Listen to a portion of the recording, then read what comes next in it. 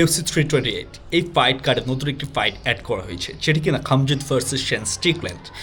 এই ফাইটটিতে খামজাদের বিপক্ষে ইমাভোভিচ থাকার কথা ছিল, নাসরুদ্দিন ইমাভোভিচ থাকার কথা ছিল, বাট এই জায়গাতে শেন স্ট্রিকল্যান্ড দখল করেছেন একরকম। এটা আমি মনে করছি ইউএফসির পক্ষ থেকে ইমাভোভিচের বিরুদ্ধে একটা ইনজাস্টিস। সো যাই হোক, সেই কথাই যাচ্ছি না। এখন কথা হলো এই ফাইটটি কেমন হবে। এই ফাইটটি আমি মনে করছি একপাক্ষিকই হবে, কারণ আমরা সবসময় দেখি যে খামজাদের ফাইটগুলো একপাক্ষিকই হয়।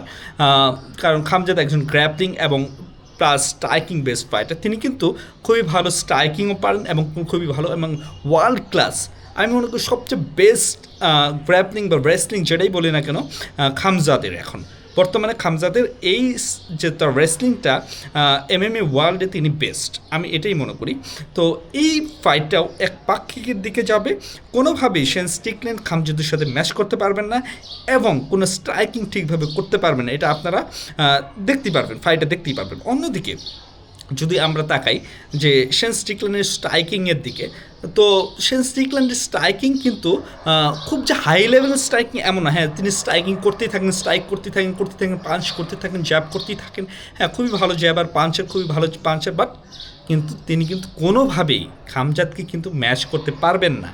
তো এই ফাইটটি একটি শুধুমাত্র হাইপ ফাইট, এখানে হাইপ ফাইট, এটা ছাড়া আর কিছু না। জাস্ট পেপার ভিউ সেল হবে বা হবে। এখন যেহেতু পেপার ভিউ নেই, প্যারামাউন্ট চলে এসেছে, পেপার ভিউ নেই, সো একটা হাইপ ক্রিয়েট হবে, দর্শকরা এই ফাইটটি নিয়ে আলোচনা করবে, এটা ছাড়া আমি মনে করি না এটা ছাড়া আর কিছু আছে এই ফাইটে। তো দেখা যাক এই ফাইটে কী হয়। আমি তো খামজাদের পক্ষে, যেহেতু খামজাদ একদম ডমিনেন্সের সাথে এই ম্যাচটি, এই ফাইটটি জিতবেন এবং তিনি সাবমিট করে দেবেন। আমি মনে করি তিনি শেন স্ট্রিকল্যান্ডকে সাবমিট করে দেবেন।